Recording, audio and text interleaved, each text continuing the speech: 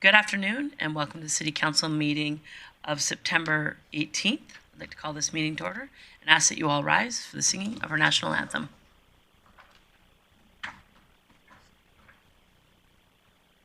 Oh, Canada, our home and native land, true patriot love in all of us command. With flowing hearts we see thee rise, the true north strong and free. From far and wide, oh Canada, we stand on guard for thee. God, keep our land glorious and free. Oh Canada, we stand on guard for thee. Oh, Canada, we stand on guard for thee.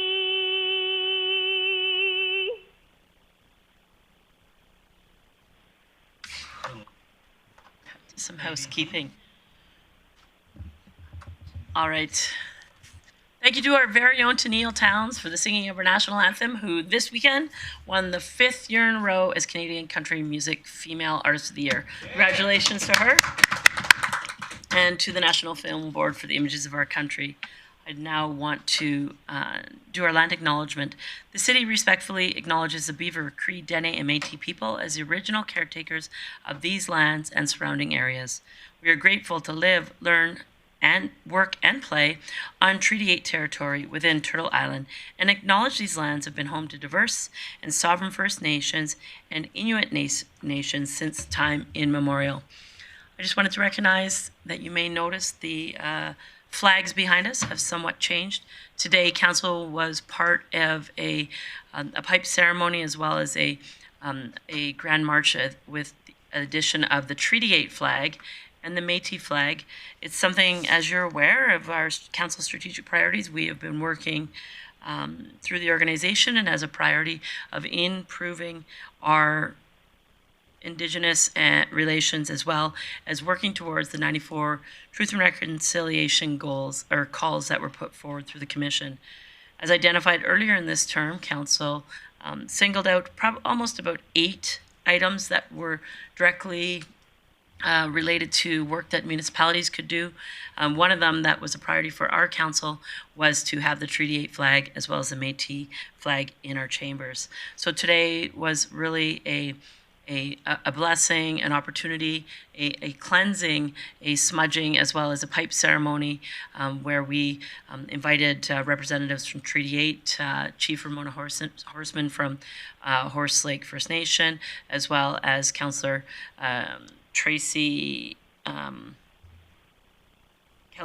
from Sturgeon Lake, representing Chief Sunshine, was here, as well as Shannon Dunfield from the Métis Association.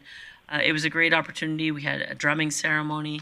We it was just a very enjoyable opportunity for us to talk about how we strengthen our relationships, how we work within our community to educate our community more on the work that not only our municipalities are doing, but primarily the work that has been put forward in Truth and Reconciliation.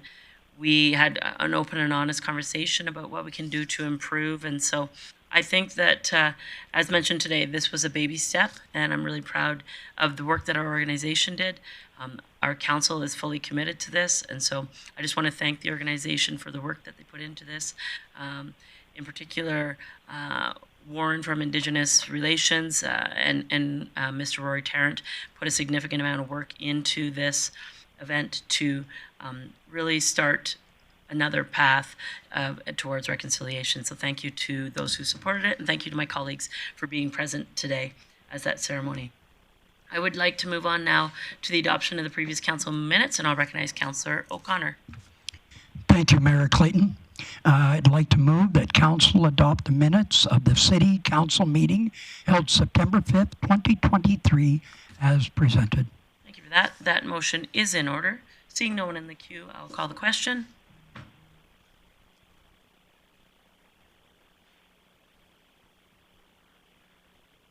And that carries unanimously. Moving on to the adoption of today's agenda. Councillor O'Toole. Council adopt the agenda with the addition of item 6.2, Delegation Deepinder Singh. Thank you for that. So one slight change to our agenda for today. Delegation item 6.2. Seeing no one else in the queue, I'll call the question.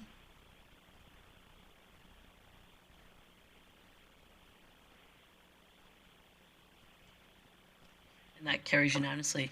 Moving on to item 6, delegations. And for those who may be watching, delegations are welcome to council meetings. There is a process there. Paperwork needs to be in by noon on Fridays. In order to be on our agenda, you have a choice of 3 p.m. or 6 p.m. But the 6 p.m. option only exists when we're having an evening portion of our meeting. Today we're not, so 3 o'clock was the only opportunity for delegations. And the first delegation is joining us online, Mr. Jacob Hanlon. Welcome, Mr. Hanlon. Just so we're aware of the process, 5 minutes to present, and that following that, council will have an opportunity for questions of you, and then our delegation business is dealt with towards the end of the meeting. So welcome, and just turn your mic on and feel free to go ahead. Thank you very much, Mayor and councillors and members of staff. I'm just going to share my screen here and get started. Okay, you should all be able to see that on your end. Just want to start by saying thank you very much for having me on tonight. My name is Jacob Hanlon, and I'm the Municipal Program Coordinator at Food Cycle Science. And I'm really excited to be here virtually to provide some information about our municipal food waste diversion programs. This is a program that I think would be it would align really well and be a good fit as a sustainability initiative, particularly with your GP Grows program. But just to briefly tell you a little bit about who we are as a company. So Food Cycle Science is a Canadian company. We're based out of Ottawa, and we are 100% focused on food waste diversion solutions. We do this using our innovative technology called the Food Cycler. The Food Cycler is sold to consumers directly through partnerships with companies like Vitamix. But then we also put them into classrooms through some of our partnerships with not-for-profits such as Eco Schools Canada. And then we put our machines into the homes of residents and municipalities as well as part of our municipal programs. So our municipal programs help many small, rural, remote, and northern communities keep food waste out of their landfills. Currently working with 103 Canadian municipalities across 8 provinces and 1 territory. Pretty much a coast-to-coast solution. We have several partnering communities in Alberta who either face struggles with food waste management, perhaps they have animals getting into their curbside bins, or they're looking to integrate a sustainable initiative into their existing programs. So I'm not going to speak too much on the problem of food waste, as I am limited in time, but the problem with food waste is it is avoidable. It does account for a large portion of our household waste. It's smelly, it's sticky, it freezes in the wintertime. And when it does end up in the landfill, it's responsible for generating some pretty harmful greenhouse gases. So all these factors make it so that it is a problem that has a strong municipal impact. And we often get asked, haven't we solved this problem already? And yes, there are curbside green bin programs, such as the one that you have. They are costly programs, and it can be difficult to get participation rates where we want them.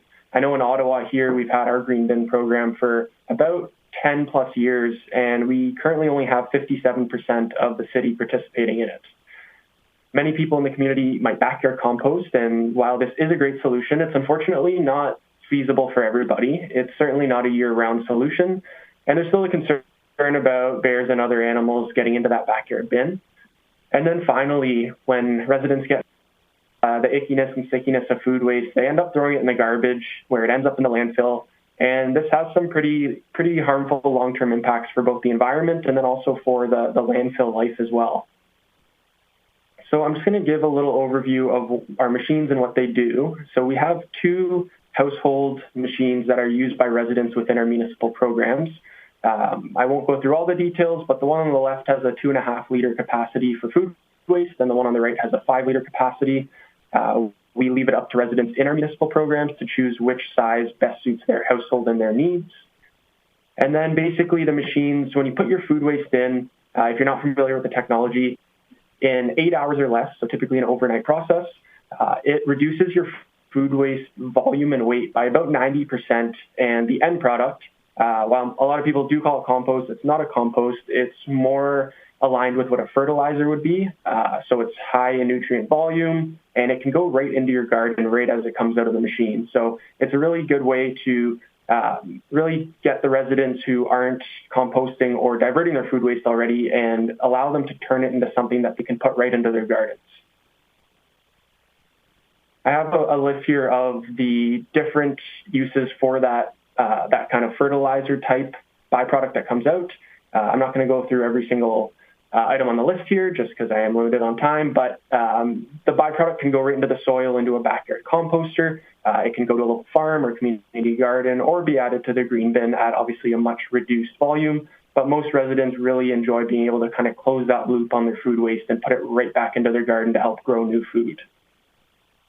Just to briefly speak on our municipal pilot programs, we've completed programs in over 50 municipalities and over 6,000 households. I won't go through all the stats here either, but we've had some really, really good success in terms of adding extra diversion to the existing programs in a municipality. And we've had a really good reception from residents. 98% of residents who use a food cycler in a program say they're going to continue using it. So it's really encouraging to see how much residents are enjoying using the food cycler. 2 slides here before I wrap up. This is what our typical pilot programs look like when a municipality signs on to a program. The resident will purchase the food cycler at a subsidized rate, and they'll track their number of cycles or their usage over 12 weeks. They get to keep their food cycler for good, but at the end of that 12 weeks, we ask them to complete a brief survey so that we can collect some data and basically figure out how much diversion we've achieved from having the food cyclers in the community, as well as some qualitative data as well on if the residents have noticed that they're wasting less food and things like that. So it's a really nice program to bring some data back to the municipality as well.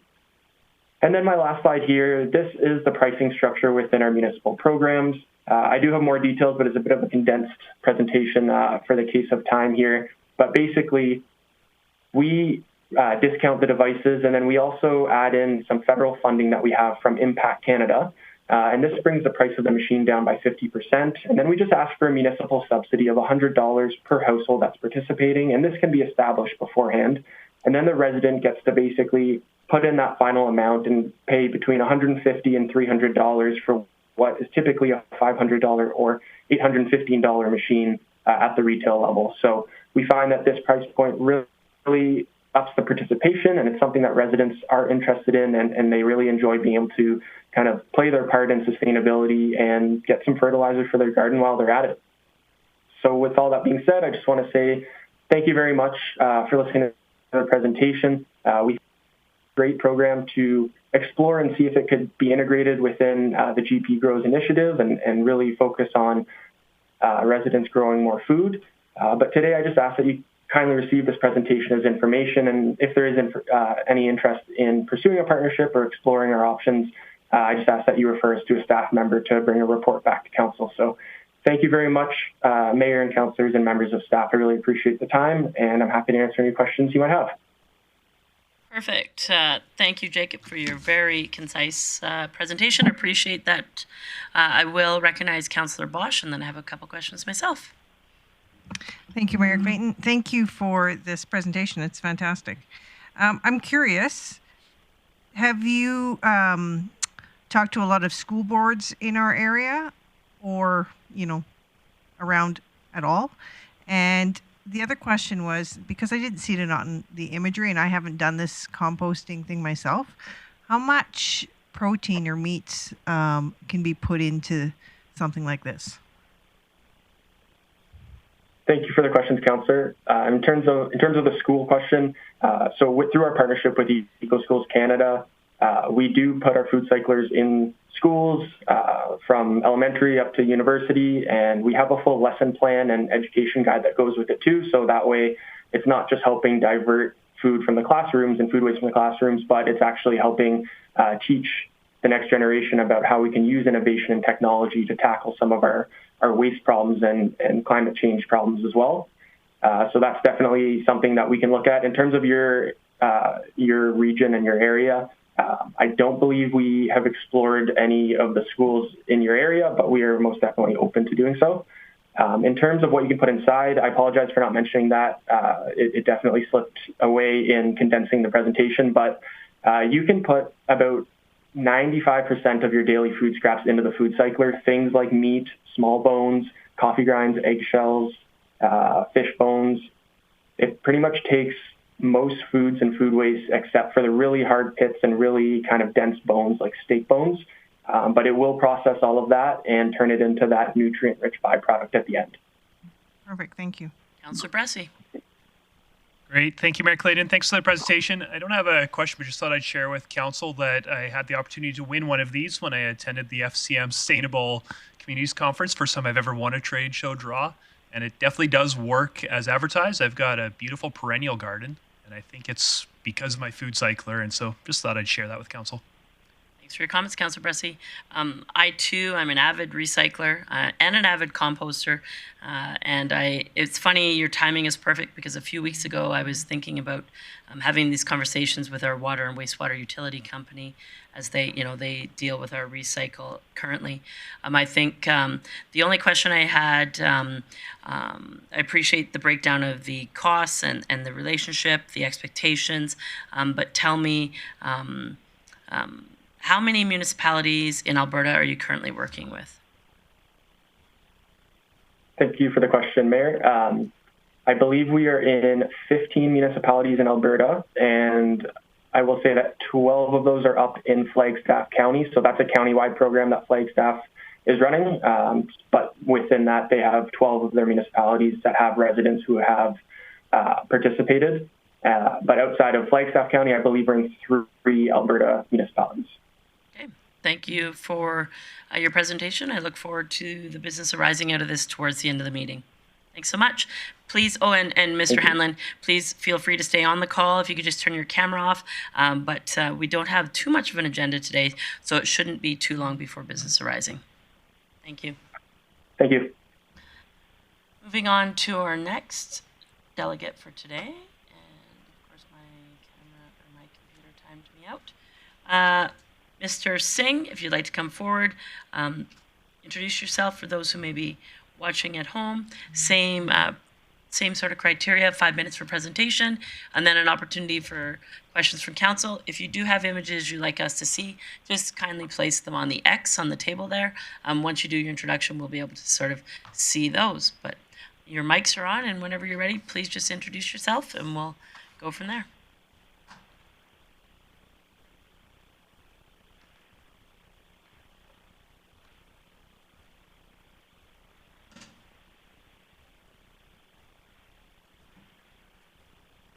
Welcome. Hi everyone. This is the very first time I'm here in the council meeting, and my name is Deepinder Singh, and I'm representing True North Homes and Construction Limited. Welcome. So please feel free, go ahead, about 5 minutes, and if you'd like to show images, the camera will get turned on.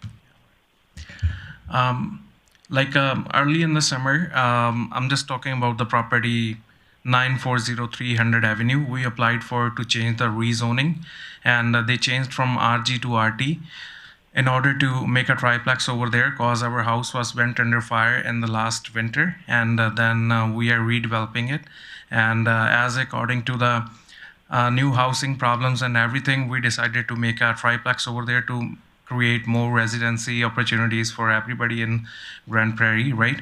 And after that, when they changed the rezoning, then it took us a time to redevelop the plans and everything. I submitted into the city, and on side I was working on the material list and everything, and to get it redone before winter starts, we ordered all the trusses and everything. We paid for that, and we already paid for all the materials, like windows are coming from Surrey. We already paid for all of them. And the problem is, like, when my permits are on the way to get it approved from the city. I caught in a problem. They said like we are not allowed to get access from front of 100 Avenue to that property. And according to the plans of the house, like there's a three garage for each unit, one at the front and two at the back. So we are not getting access to the front of the garage from the 100 Avenue. Mr. Singh, do you have an image that shows the footprint of the building potentially in relation to the road so council can have a better understanding of where you're talking in regards to this access? Yes. So it's on my phone. Can I put my phone on that? Yep. Yeah.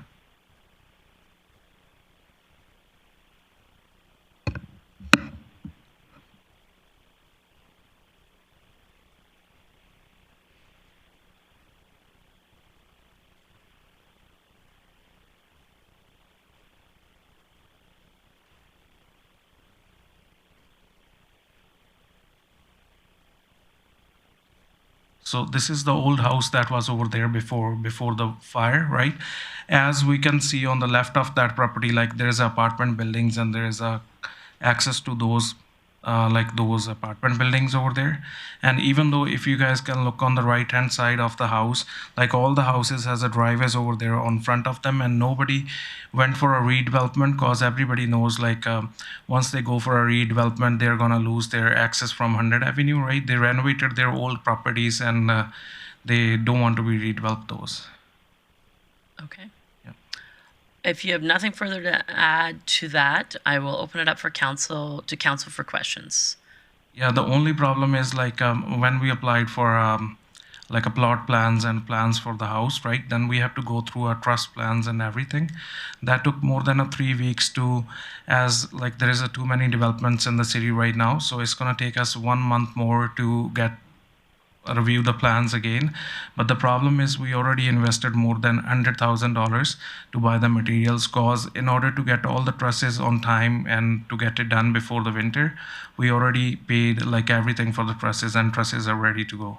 Otherwise, like if we have to change the plans, then we are losing that money. Okay. Yeah. I'll open up to council for questions. Councillor Bressie. Great, thank you. I'm curious if you've explored appealing the decision of the Subdivision Development Appeal Board, or what other mechanisms you've taken to appeal this besides coming to council. Yes, I tried to talk to the engineering department. Like I talked to Richard Sally regarding to that, and they said according to the functional study, right?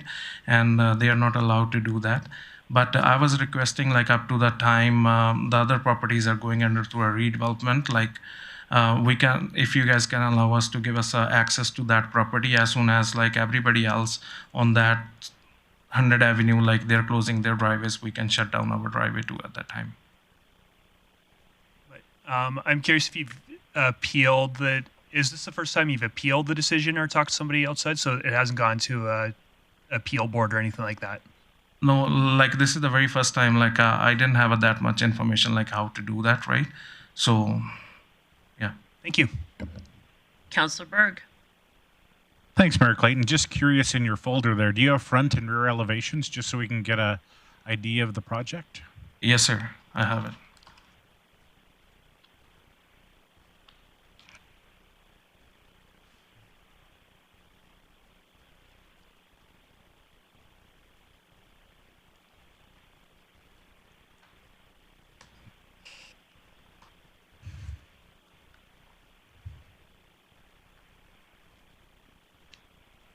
It's in my phone again. I'm just gonna present Sure. you guys from my phone.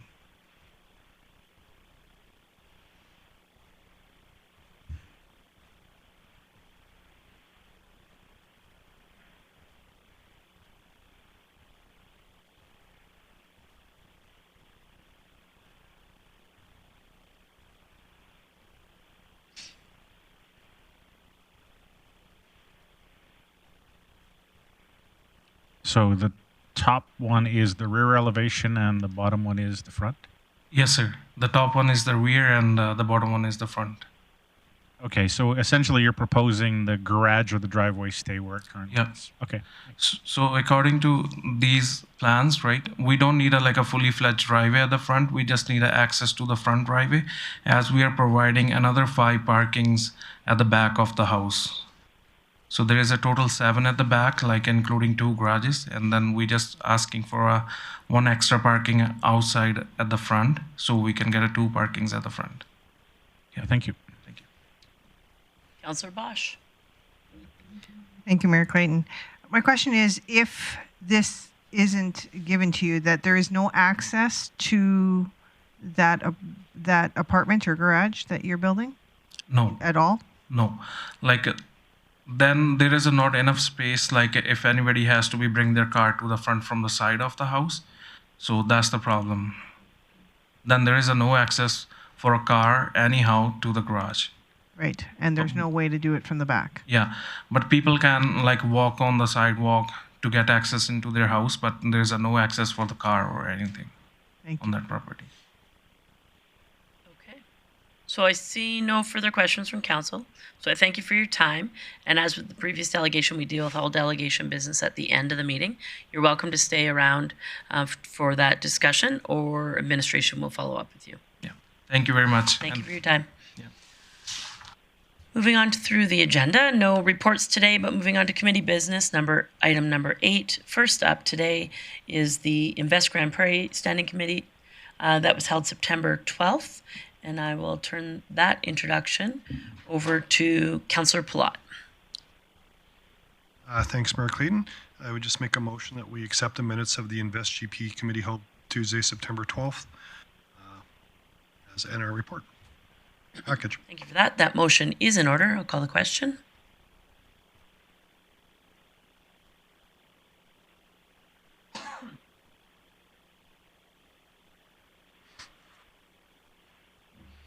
And that carries unanimously. Any highlights from your meeting, Councillor Palat? Yes, Mayor Clayton. I appreciate every week or every 2 weeks Invest GP gives us an update on our small business update. And again, we had 14 more home-based businesses and 17 more commercial businesses open up. There have been 396 candidates endorsed through our rural renewal stream, with 44 candidate applications in the queue. Last week, I believe Mayor Clayton and a few others were down at our Heartland Industrial event that was in Edmonton, that Invest GP was part of as well. For events and entertainment, we had over 5,000 guests attend our Experience GP event, and we just recently had a Brian's Adam concert as well. And we had a good discussion around daycares being an issue in our community, and a good discussion around potential options that the city could look at to help incentivize and work with that industry to try to get that shortage that we're dealing with dealt with as well. And that's my report. Thanks, Councillor Platt. Appreciate that. Moving on to item 8.2, Strategic and Communication Services Committee meeting held September 12th. Turn that over to Councillor Berg for introduction. Thank you, Mayor Clayton. I would like to move council adopt the minutes of the Strategy and Communication Services Committee meeting held September 12th, 2023 as presented. That motion is in order. Seeing no one in the queue with errors or omissions, I'll call the question. Please vote.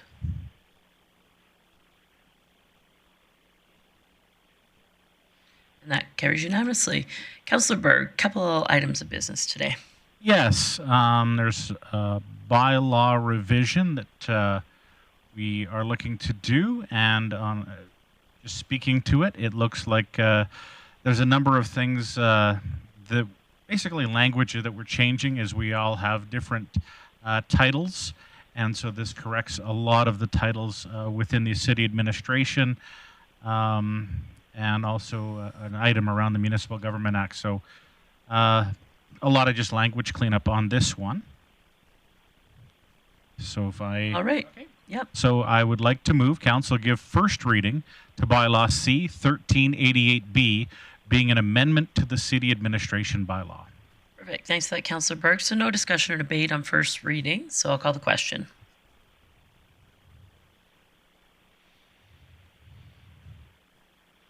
And that carries unanimously. Councillor Berg. I would like to move council give second reading to bylaw C 1388B.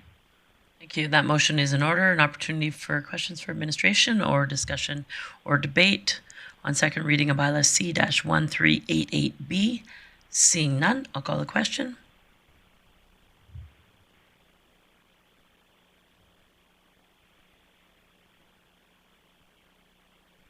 Just kind of glitched. Let's try that again. There we go. Please vote. And that carries unanimously. Councillor Berg. I would like to move the council have third reading of Bylaw C 1388B at this meeting. Thanks for that, Councillor Berg. In order for us to have third reading here today, this must pass unanimously. I will call the question on Bylaw C-1388B.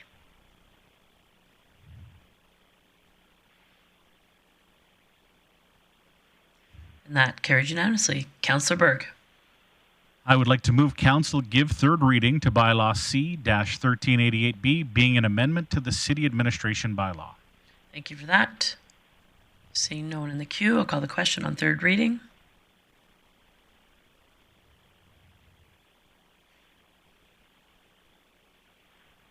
And that too carries unanimously. Councillor Berg, you had one other item of business. I do. Another bylaw revision. This one is C-1299G. So again, this one does some cleaning up of some titles, but it also amends our procedure bylaw for council. It adds the land acknowledgement that we do. Previously, it wasn't part of our procedure bylaw, and this adds that in there. Thank you, Councillor Bressi, for catching that. All right, so I would like to move council give first reading to Bylaw C-1299G, being an amendment to the procedure bylaw. That motion is in order. No discussion or debate on first reading, so I'll call the question.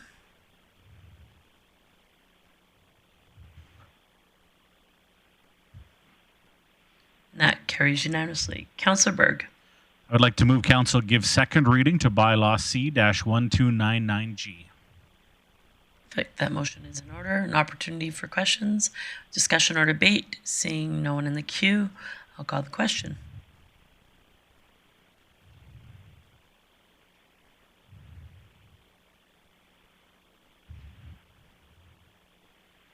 And that carries unanimously. Councillor Berg. I would like to move that council have third reading of Bylaw C-1299G at this meeting. Perfect. That motion is in order. In order for us to have third reading here today, must carry unanimously. Seeing no one in the queue, I'll call the question.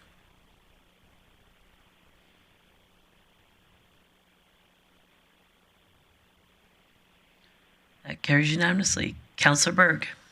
I would like to move council give third reading to Bylaw C-1299G, being an amendment to the procedure bylaw. Perfect. Thank you for that. Seeing no one in the queue, I'll call the question. Please vote.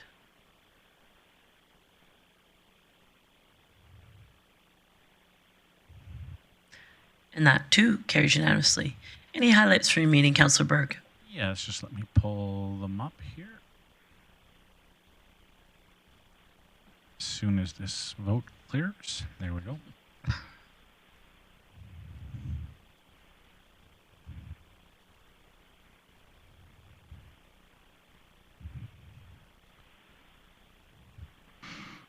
All right. In our service area update from Chief McEachran, Intergovernmental Affairs, final preparations being made with the County of Grande Prairie and MD of Greenview for a joint investment attraction event, which we understand is coming up in Calgary, World Petroleum Congress, or did that already happen? This coming week. This coming week, okay. In HR, administration's been hosting a Science of Hope and Principles of Trauma-Informed Approach. Corporate marketing, the brand strategy and brand visual identity are in the final stages of development. The Citizen Engagement Center has received approximately 2,500 inquiries. And those are some of the highlights. Thanks so much, Councillor Berg. Moving on to item 8.3, the Public and Protected Services Committee meeting held September 12th, and I'll turn that over to Councillor Bressi for introduction. Thank you very much, Mayor Clayton. I would move the council adopt the minutes of the Public and Protective Services Committee meeting held September 12th, 2023, as presented. Thank you for that. That motion is in order, so I'll call the question. Please vote.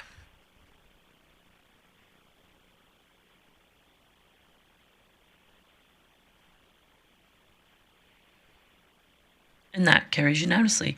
Councillor Bressi had one item of business today. Yeah, thank you, Mayor Clayton. I would move, press the wrong button. I would move the council approve funding allocations as presented in Appendix A. Just to speak to this will support cultural and athletic individuals in our community who are doing really great work either to develop something for other Grande Prairie residents or to represent our community on provincial and national scenes. So I would encourage council to support these grants. Thank you for that, Councillor Bressie. I just had a question. I'm very interested in what this Grande Prairie Regional Latin Association event is. Do you know more on that? I do not know offhand myself, Mayor Clayton. Okay. Well, I look forward to learning more. It's great to see new events in our community. So your motion is in order. See no one in the queue with questions. I'll call the question.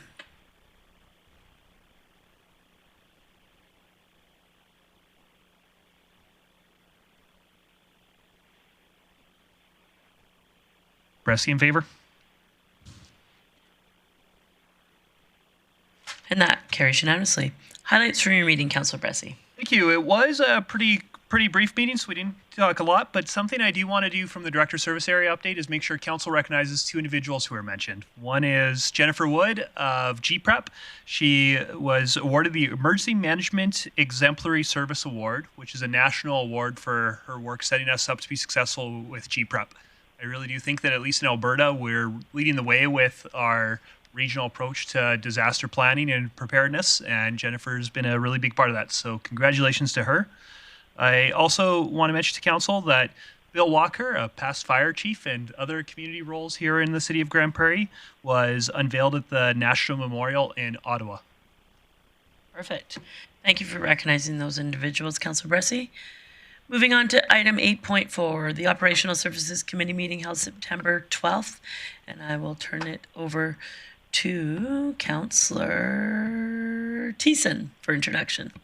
Thank you very much, Mayor Clayton. Yeah, I was just doing a little bit of fill-in for my colleague, Councillor Bosch, who had some family affairs out of town to deal with that day.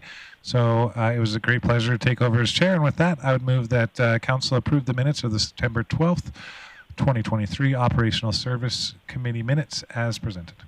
Thank you for that. That motion is in order. I'll call the question. Mayor Clayton in favor.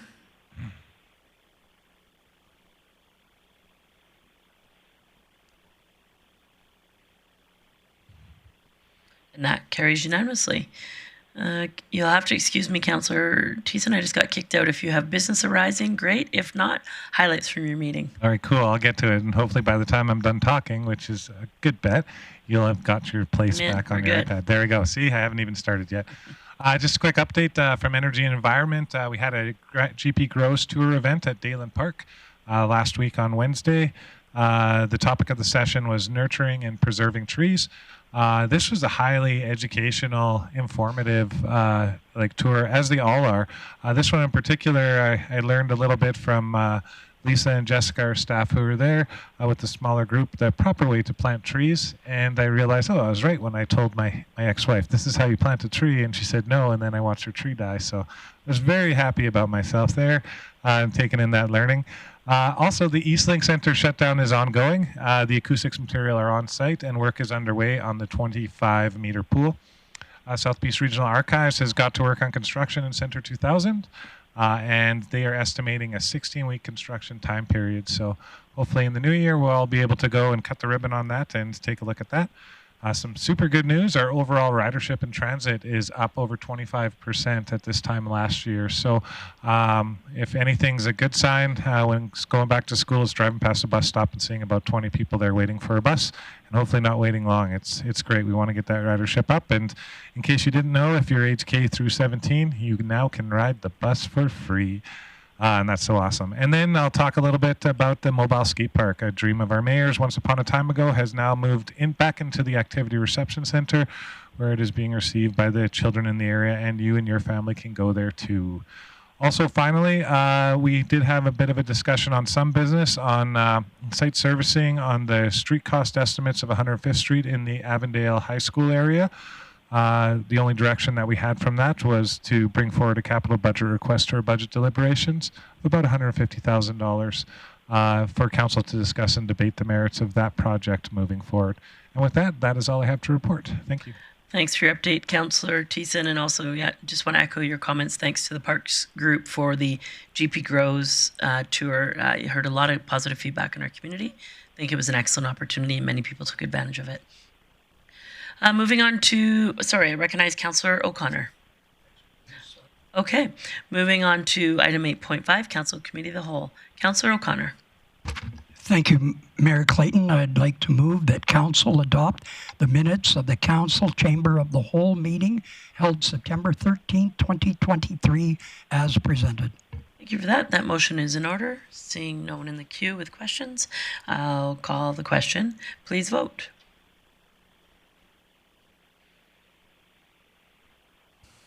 And that carries unanimously.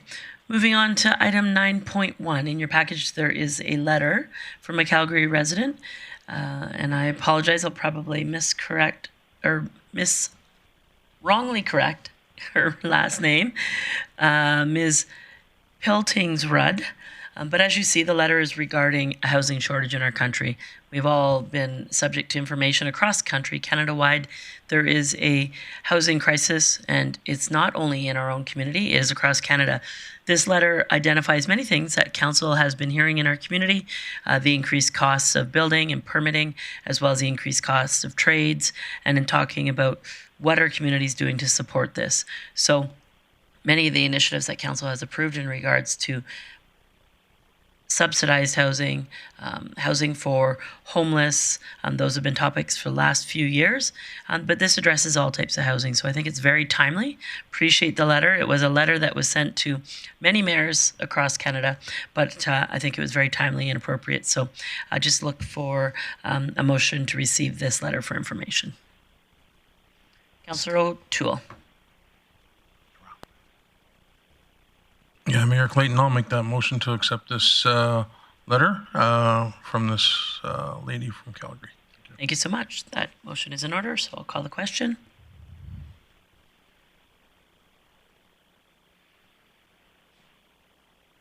And that carries unanimously. Moving on to our delegation business today. Today we had 2 delegations. The first one, Mr. Hanlon. So I'll open it up to Council for comments or questions. I see no one jumping in the queue. I just wanted to make a comment.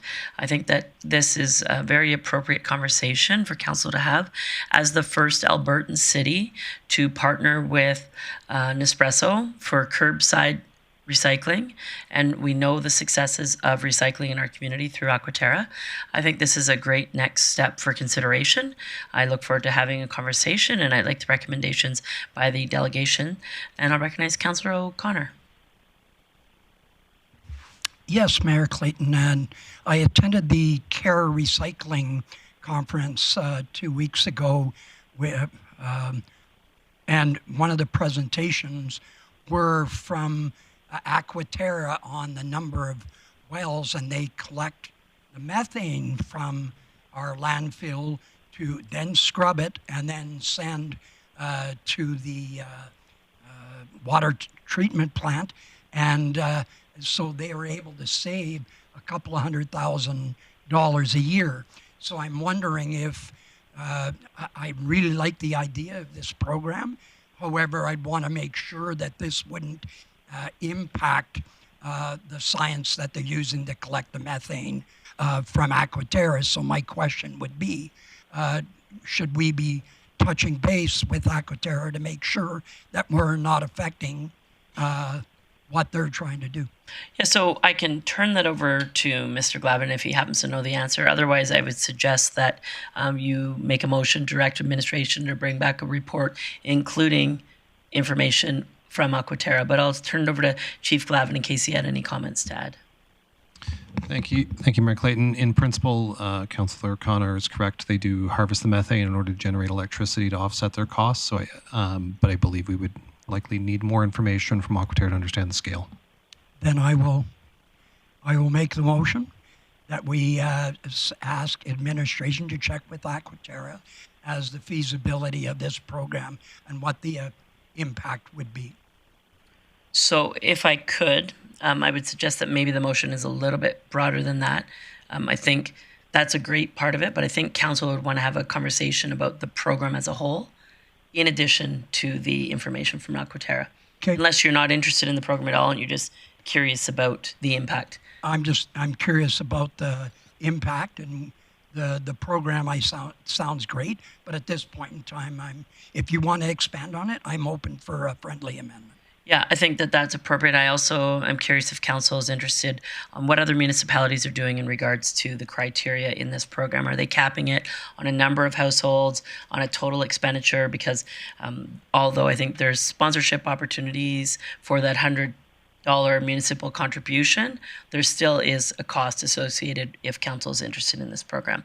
So I think administration would understand what you're looking for, but I'll just check with Chief Glavin if, as the motions were to currently bring back a report to the appropriate standing committee, including information Aquaterra regarding the, I guess it would the impacts and the outcomes of this program.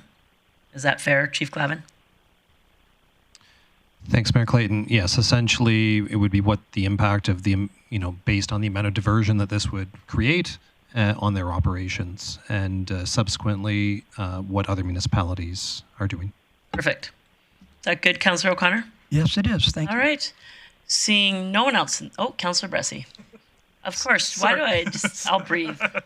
Sorry to do that to you, Mayor Clayton. I was waiting to see if the motion got changed before I chimed in. I guess if we are going to ask for a report on this, the other thing that I'll want to understand that report is procurement-wise, it's really odd to have a private company come talk to us and we're doing it with them. So just what procurement processes would have to go along with this if council wanted to look at this program? Just where would procurement stand with that? Yeah, and I think that's an appropriate question. I'm assuming by the presentation that it's an agreement as indicated through a federal program because there is federal support in this. But if this report could include, is this sort of a federally approved program? And if so, and if not, what does procurement look like? Councillor O'Connor. Yes, Mayor Clayton, in doing quick math on in 50 municipalities, they are in 6,000 households. And so that makes about 100 and so per community. So I'm not sure if it would have a big impact, just looking at the rough numbers. But it'd be interesting to see if Aquaterra would not. Yeah. So if we can just, Councillor Bressie, are you just fine? Councillor O'Connor, are you okay with Councillor Bressie's suggestion that the motion include procurement, I would call them, criteria if required? Yes, I'm totally okay with that. I'm not sure what the exact amount of houses there are that would be impacted. Are we talking? Well, I think that's covered in the, perfect. Thank you. Dealing with other municipalities. Okay, perfect. Chief Glavin, you're good? Okay. Councillor Thiessen.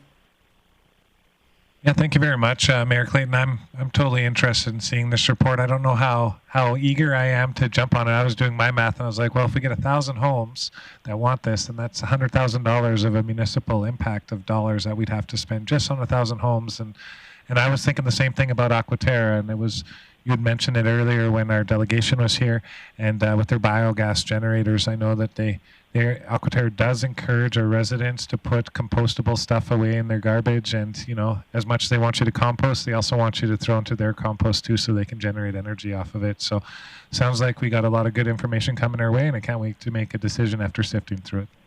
Thanks, Councillor Berg. Yeah, thanks, Mayor Clayton. I don't think I'm going to be supporting this one, although I love it in theory.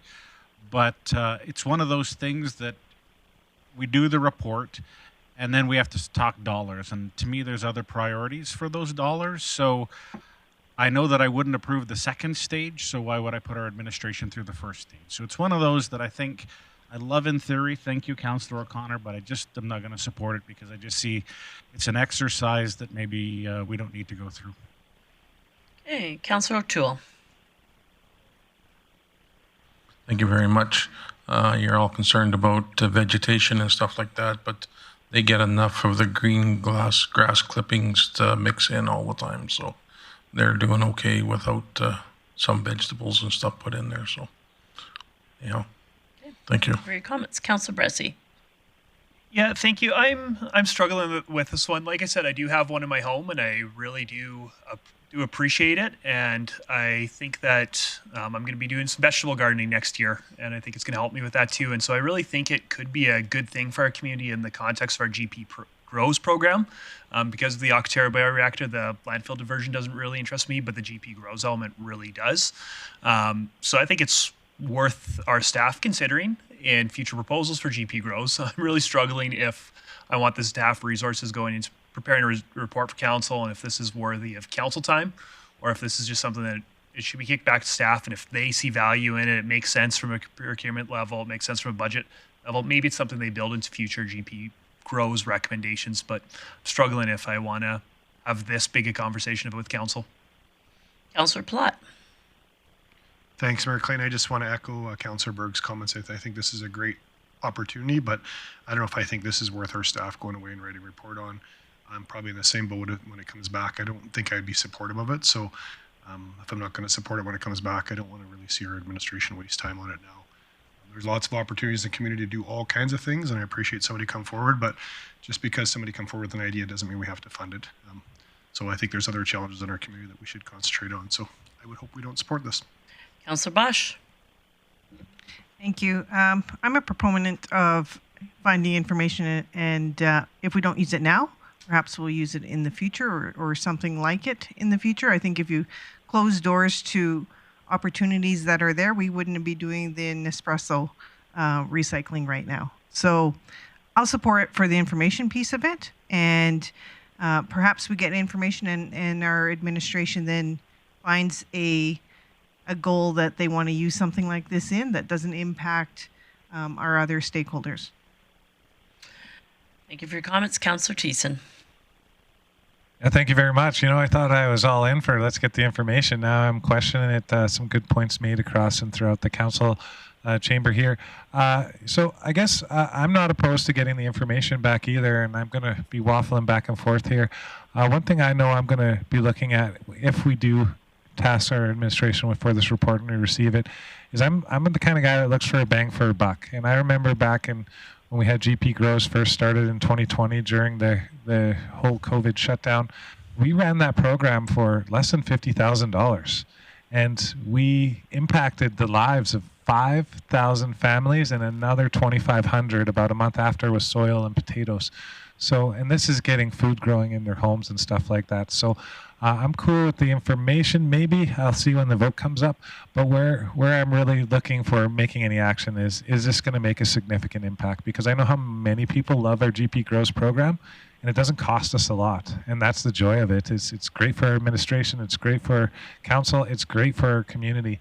And if we can get something similar to those outputs, then I might be all in. But I'm going to be thinking about this hard over this next vote. Thank you for your comments. I'll just jump in quickly and go to Councillor O'Connor to close. I'll support this. I look forward to seeing the information. I think that the criteria can be established by council. I think you could approve 100 houses, and I think you also could find a corporate sponsor for that $100 contribution at the house. So I think this could have no cost impact to our community, and it really could be, it aligns well with some of the mandates of Aquaterra. So I look forward to the information. Councillor O'Connor, would you like to close? Yes, I would. Yes, I think it's important that we get the information and whether or not it would affect Aquaterra, and so we can make a appropriate decision on a financial standpoint. So if it's not going to impact them and it's going to be a good program, I really think we should be getting that information so we can make an informed decision. Thank you, and I close. That's my close. Thank you for your close, Councillor O'Connor. I'll call the question.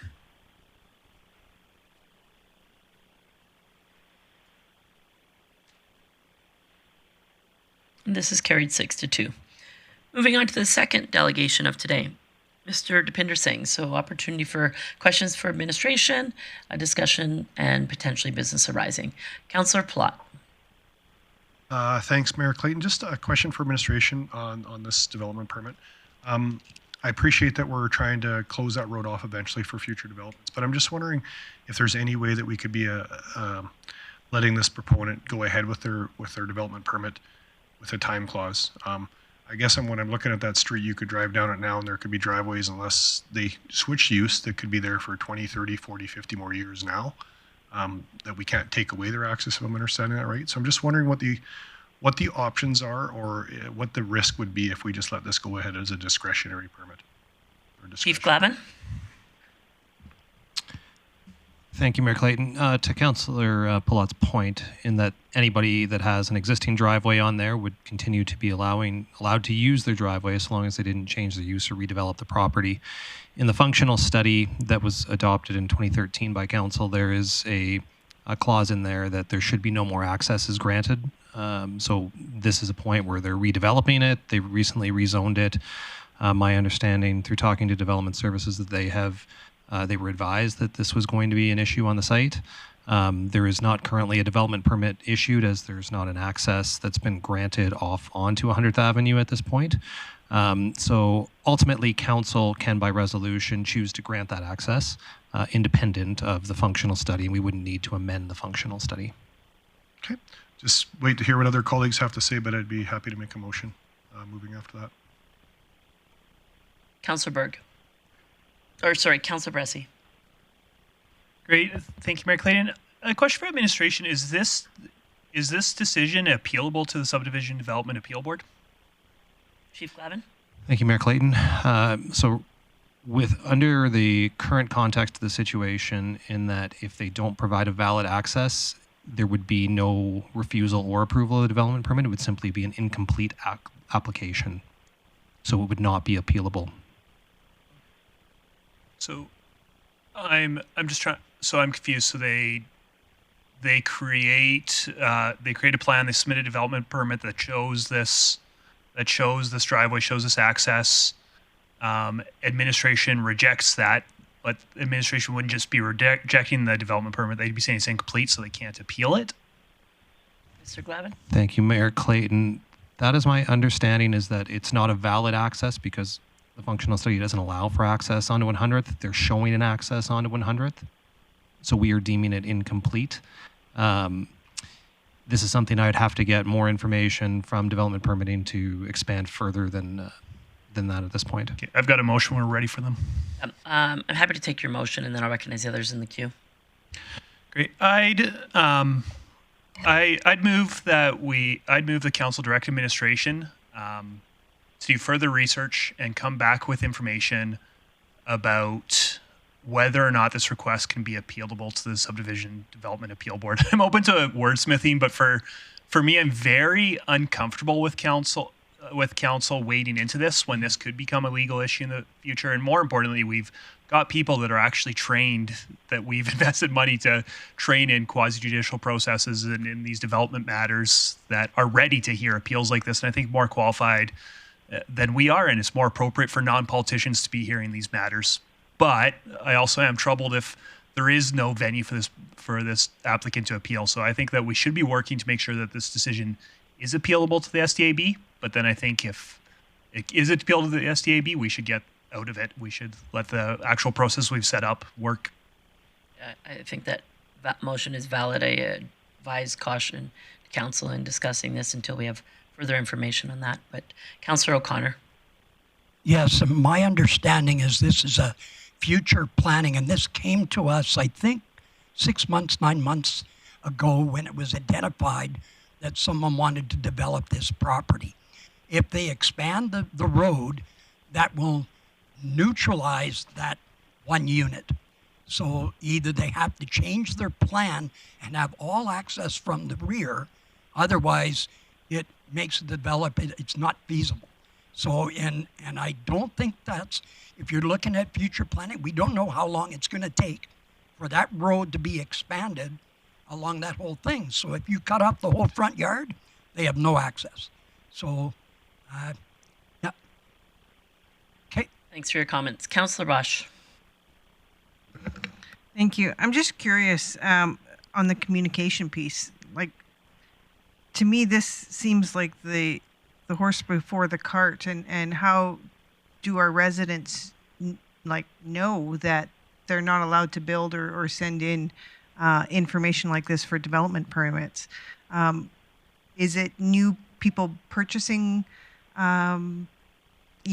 sites that don't know that this road might be blocked off to future driveways, or is it just kind of forgotten? I'm just curious about the communication piece, because nobody intentionally goes out and spends $100,000 on supplies if they knew that wasn't allowed. So I'm just curious on that. I don't know if there's an answer, but how does this we'll leave that. happen?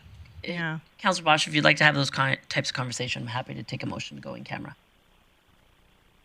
Because I'm not going to discuss legal matters publicly. So, yeah, absolutely. Councillor Palat?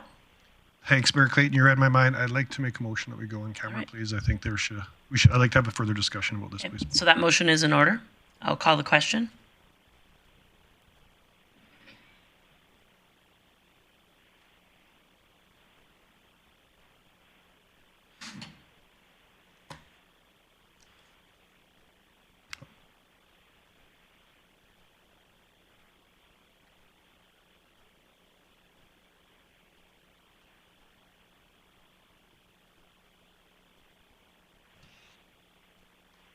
That carries unanimously.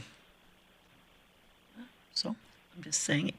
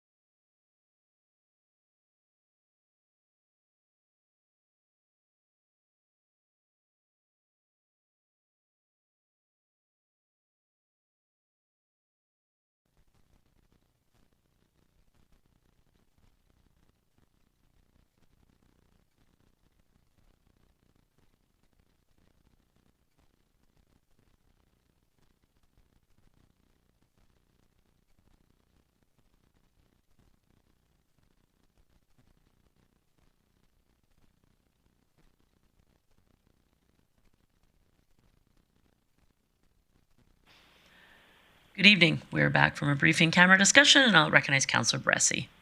Great, thank you, Mayor Clayton. If the chair and council will permit, I'd like to withdraw my motion, although I do have another one that I'm prepared to make if nobody else has other ideas. Okay, that is fine.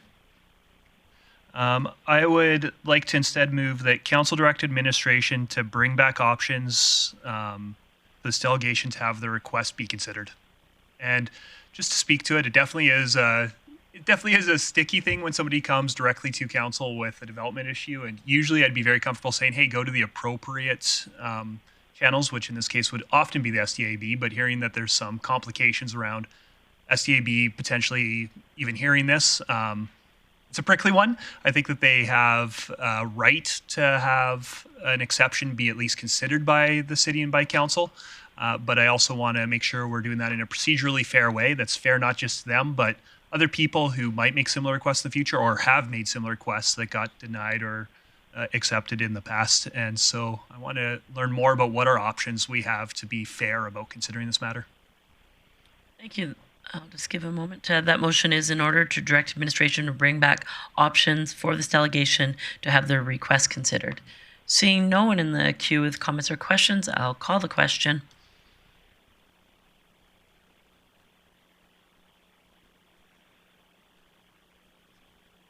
Plot in favor. Councillor Plot's in favor. And that carries unanimously. Thank you for that. I see no one else with any other subsequent business. There are no notices of motion today. We won't be having a recess, so we'll now move to council member reports. I'm going to start with Councillor Plot. Thanks, Mayor Clayton. Several events. I'll start off with Reading University Par 3 golf tournament last week was a great hit. Want to thank the side group for putting on this tournament and the fundraiser that it becomes, which puts about 250 kids every year to get to a grade 3 reading level, which is something that's very, very important. So thanks for that. It was a great tournament. I got to go to the courthouse with, I believe, Mayor Clayton as well, to watch Chris Millsap getting sworn as our Court of Queens. And so I was actually Kings, sorry, I forgot about that. And I didn't realize that was the first time that's happened in Grande Prairie's history. I thought we've had him, but I didn't realize that was the first one that's actually been sworn in here. So it was a very momentous occasion to be at. I had a Grande Prairie Public Library committee meeting where we discussed coming to council for budget deliberations and what that could look like. Also, it was interesting hearing how much the library is being used for evacuees. Our utilization of the library is higher, and there was a noticeable difference of evacuees using it, and lots of good comments from evacuees saying what an amazing facility it was as well. So it's always good to hear. And on an unfortunate part, where we're going through a process now. We had our executive director move on to greener pastures to Airdrie, I guess, for her mind, and we're going to be looking for a new library director, and that posting will probably be coming out here the next 3 weeks or a month or so. Also had a Grande Prairie Airport Commission where we updated some policy. We had a very high level talk about what's happening with the airline and aviation industry and some flights specifically for our community, as it's always a hot topic about trying to get flights to Edmonton. And unfortunately, our 2023 projections are a little bit lower than what we thought. The recovery hasn't been quite as quick as we were hoping at the airport. We're getting about 23,000 movements a month. Perspective before we were getting about 40,000, I guess. We're not fully recovered yet. On that same note, we had a meeting with WestJet specifically. A lot of members of council were there. It was great to hear about their kind of state of the industry, their future plans about what they see with Grande Prairie and a hub. And then just today we had our Treaty 8 ceremony here in council chambers, and we have 2 new flags in here, which was great to see. So that's my roundtable for this week. Thanks for that. Councillor Bressie. Great, thank you, Mayor Clayton. Over the weekend, I got to attend a family barbecue put on by the Peace Autism Society. It was to allow families to network with one another, for them to meet service providers, to have a hot dog and some sensory-friendly fun. And also there was, we had some peace officers there, RCMP was there, EMS, Technical Search and Rescue were there, to give kids an opportunity to see the uniform, see the equipment, get comfortable with it, so that there's not as much of a barrier if they ever do need to interact with those people in an emergency situation. And so thank you so much to the volunteers of Peace Autism Society. It's very much needed services in our community for those families that are being provided by those volunteers. So thank you to them. I got voluntold that I was going to to the Greenview clay shoot, and I'm so glad I did, and I hope I get to do it again next year because I had such a good time. Thank you, Councillor O'Toole, for being a good instructor. I hope I didn't disappoint you near as much there as I did at the dyno races a couple weeks before. My goal was to hit 1, and I managed to hit 6, including the one that I think was the hardest of the day. So thank you, Councillor O'Toole, for that, and thank you to the MD of Greenview for putting on a great event that raises money for food security organizations across their community. I know that we certainly have a lot of events as a city, but I think we should sometime think about, as a corporation, putting on a similar event where we're getting together with our stakeholders, not just to chat, but to actually raise money for local charities. So it was kind of inspirational to me in that way, too.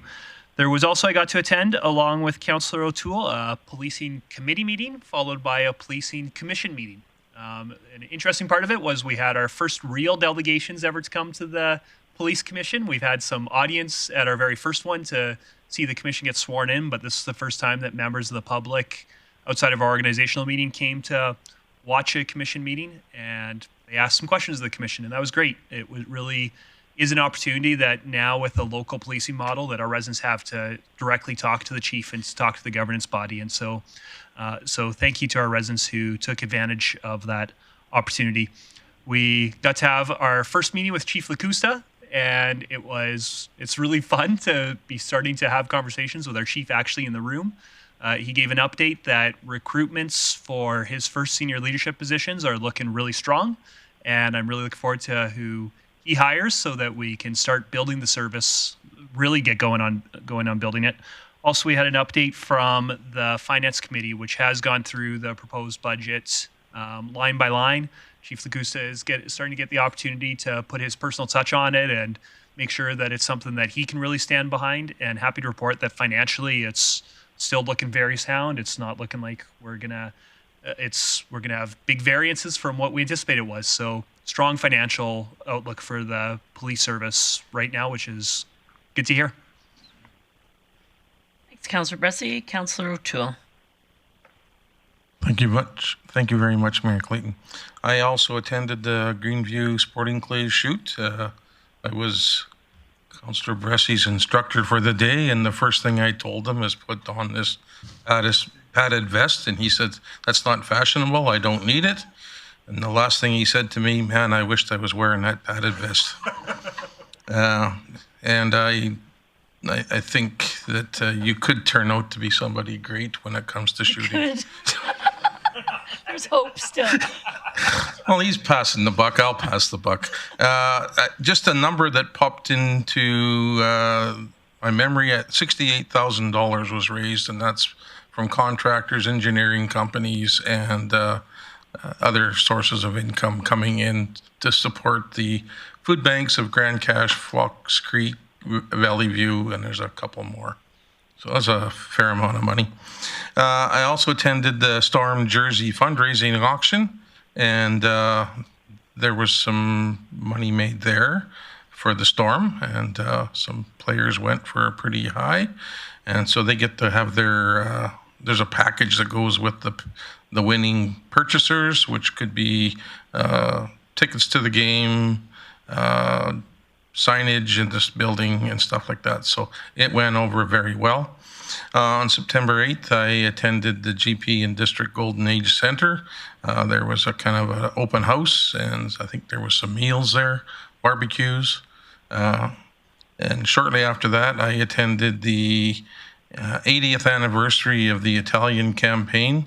This was held over 2 days, and it was kind of interesting. I met a few people in the military, and it turns out that my wife's father was in the Italian campaign, and there were some good conversations, and yeah, I did spend a lot of money on memorabilia.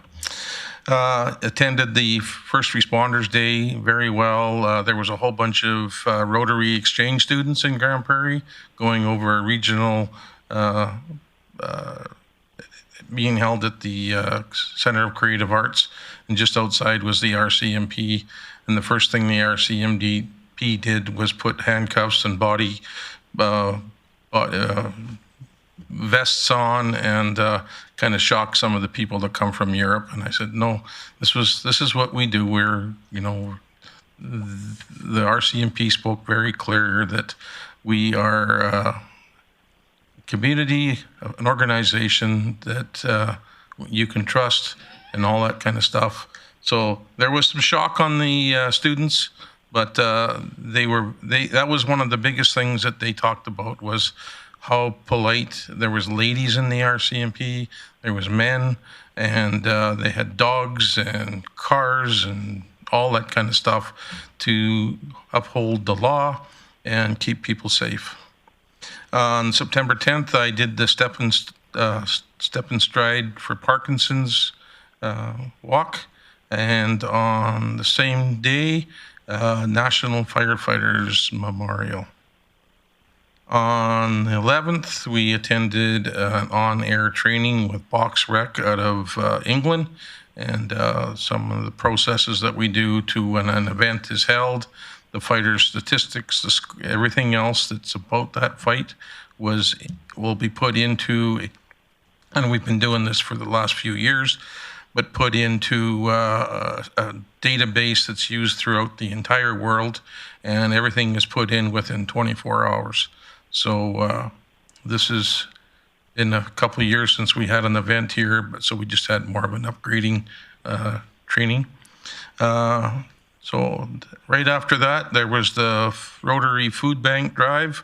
We made our donation, and I was fortunate enough to cook hot dogs and hamburgers that day. Once again, police committee, police commission meeting. Shortly after the next day, we did the Community Future Board meeting. And on Sunday, I got a call to speak on behalf of Mayor Clayton at the Terry Fox Run, which I understand was over 300 people that were in attendance. And it was a great show. I think it hasn't faded. Terry Fox has not faded. And I understand there's over $850 million raised since his initial run in 1980. And that is my report. Thanks for that, Councillor O'Toole. Councillor Bosch. Thank you, Mayor Clayton. First of all, I'd like to say welcome in person to our new CAO, Shane Burke. We're all happy to have you here. And next, I'll just speak to the second annual First Responders Day, and that was hosted by the Legion. So this is what Councillor O'Toole alluded to, but some of the participants were RCMP, Sheriff Department, City Law Enforcement, STARS, AHS, EMS, AHS Emergency Nurses, GP Fire Department, County of Grande Prairie Fire Department, Sexsmith Fire Department, Grovedale MD Green Fire Department, Technical Search and Rescue, GP Safe Communities, GPREP, Mobile Outreach, and HSE Integrated. And so I bring that up because it takes all of these organizations to keep us healthy and safe and feeling secure in our community. So thank you to all of them who attended. It was a big job to put on an event like this. Last year it poured rain for them, and this year they had a great day. So thank you to the Legion for that. The Golden Age Fall Kickoff event. So there was a barbecue and later on a dance. I believe Councillor Eason was there, and a pie sale. So I have to stay away from the pie. Maybe need the dancing, but after that, the 80th anniversary of the Italian campaign, and I concur. Councillor O'Toole spent more money than I think anybody in there. Brian Adams, we went to Brian Adams. That was awesome for me. Asked my kids to come. They're like, meh, I don't know who that is. But certainly it was a full house, sold out. And so there is a lot of people my age who would agree that he's a great entertainer. And shocking, you don't pay attention to the songs that you haven't heard in what feels like decades, but yeah, it was good to hear again. September is Prostate Cancer Awareness Month, so you'll notice that the city center sign is lit up in blue this week. Prostate cancer is the #1 cancer that affects men in our country. And today, again, the pipe ceremony and presentation of the Treaty 8 flags and the Métis flags. Really honored to be a part of that. So thank you, everyone. Thanks for that, Councillor Bosch. Councillor Thiessen. Oh, I wasn't ready for you yet. Perfect. You'll be brief. Yeah, well, yeah, right. Now I'm going to be longer because I'm on the spot, but I know our administration's waiting here today, and hopefully we'll keep the viewers online. So I'll just keep it down to a few events. I do want to talk a bit about the fall kickoff and barbecue fundraiser and the Harvest Snack and Dance put on by the Golden Age Center.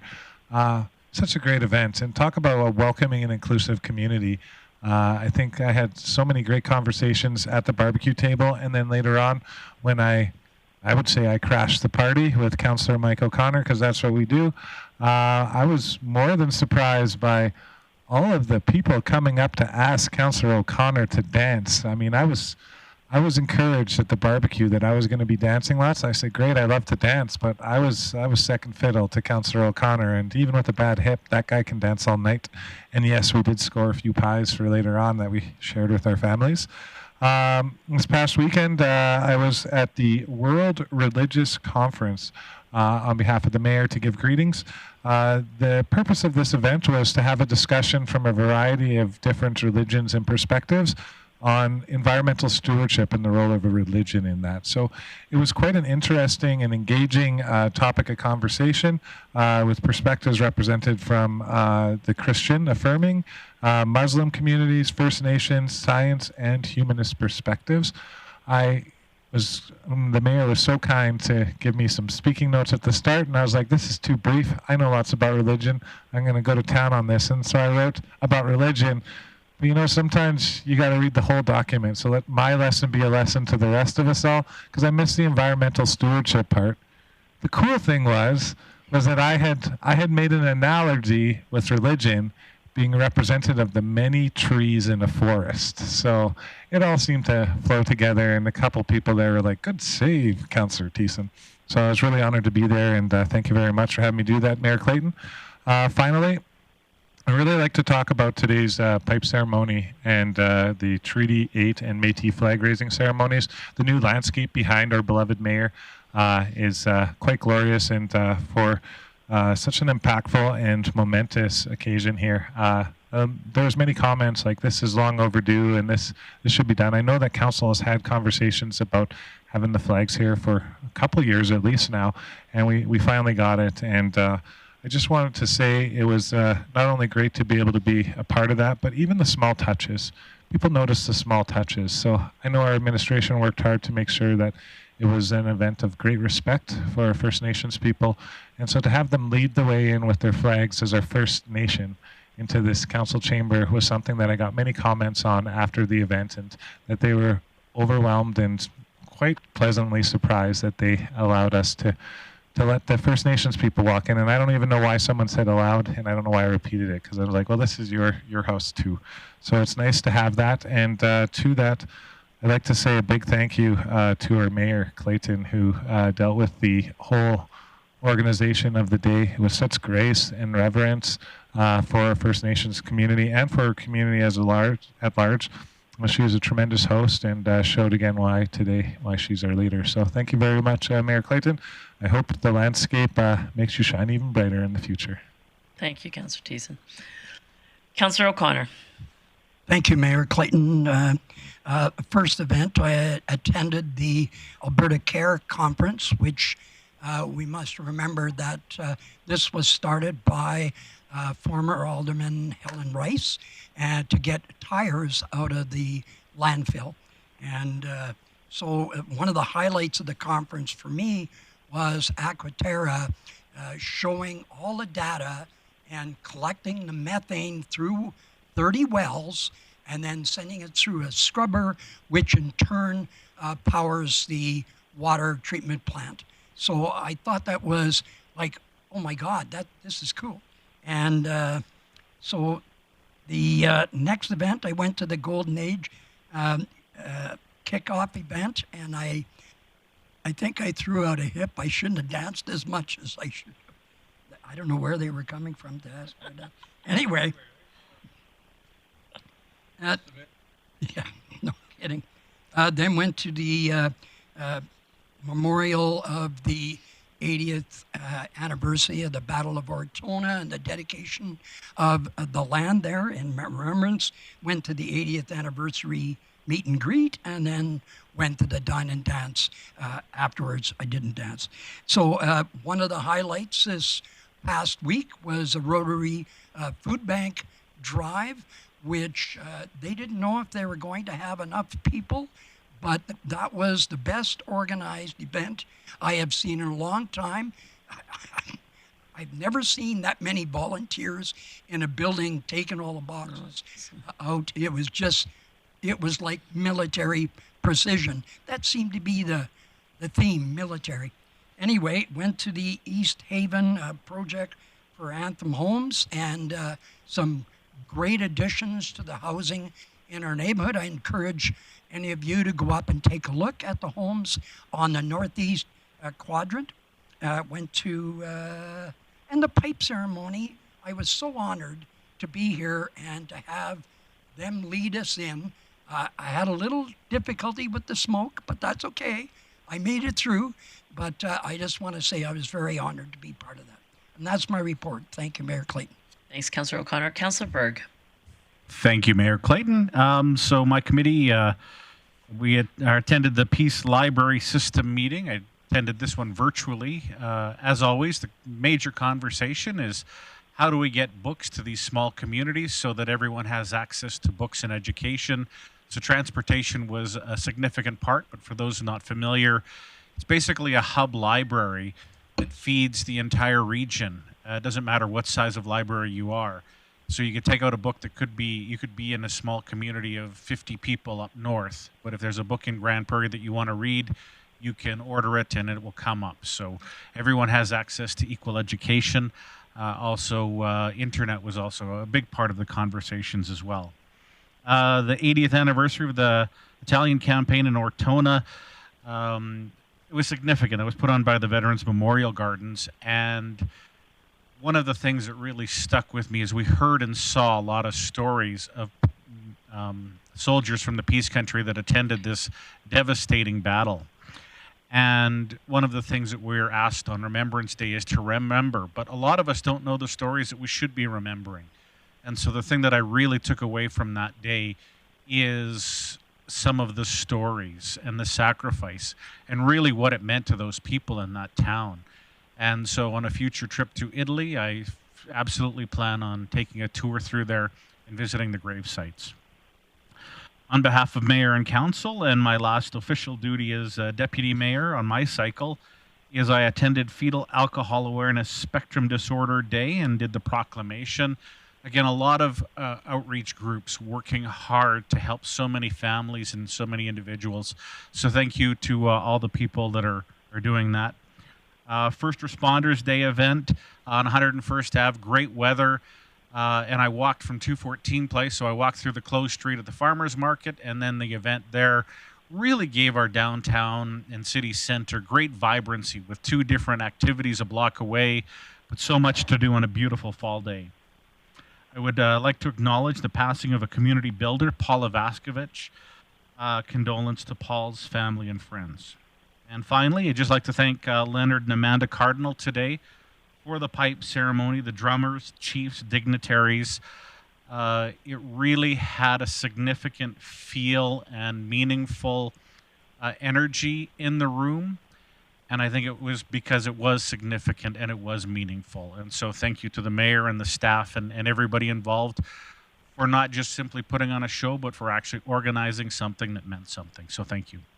Thanks for your comments, Councillor Berg. I'm going to touch on things very briefly.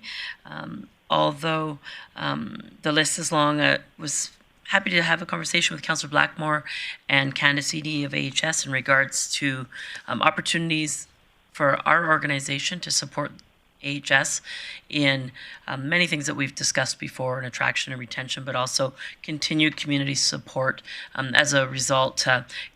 Following up from our physicians and family event, Councillor Blackmore and I sit on a guiding coalition committee who also had an update last week, and it was good to see some of the work that's being initiated. However, we know there's still significant work ahead in that piece. With Councillor O'Toole, attended the Grande Prairie Storm Jersey auction, which was great to see. That organization continues to get support in our corporate community. They had record numbers in their fundraising this year over last year, so that was good to see. With Chief Lemieux, met with some local taxi owners to talk about taxi business in our community and where there could be some potential improvements and what that looks like going forward down the road. As Councillor Bosch mentioned, was really proud to bring greetings at the first responders event at the Royal Canadian Legion. It was a great event. As mentioned, the day was sunny and beautiful, and I think once people got out there, they really enjoyed it. I heard many comments that people saw the posts that Councillor O'Toole and Berg and I did, and it got them to come out to the community event. So it was a good event, and thank you to all the organizers of that. I had a meeting, as I mentioned previously. Chief Lemieux and I are sitting on a panel during Alberta Municipalities to talk about collaborative approach to emergency situations, as we've been the partner in 2 emergencies in the last 6 months. It's something that's on the forefront of everybody's mind, and so Chief Lemieux and I will have that privilege of being on a panel there.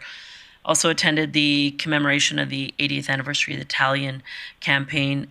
Learned a lot that day. It was great to attend the commemoration. And if you haven't had a chance, go check out the Veterans Memorial. The landscaping is growing up, and it's really just a beautiful location. Brought greetings at the Parkinson Step and Stride and attended that with Councillor O'Toole, as well as the National Fire Memorial Day ceremony in recognition of 9/11. Attended that with Councillor Bressie and Councillor O'Toole. Was at the FASD Awareness Walk. Thank you to that group for the great work they do, and thank you to Councillor Berg for bringing greetings on my behalf. I attended with Chief McEachran the Norquest 1000 Women event, which was titled Inspiring Possibilities.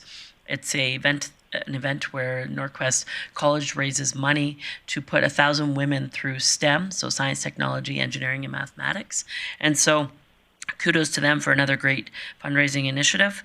As mentioned earlier, I attended the Alberta Heartland Conference with our county colleagues and Invest GP. It was great to hear some of the, that Heartland is 25 years in existence now. It's really maturing, and to hear the work that's been put into it, but now the outcomes that they're seeing. And so it was a great day of information. Mentioned the roundtable discussion with WestJet, and thank you to the WestJet leaders for coming to our community, confirming their commitment to our community with 6 flights a day.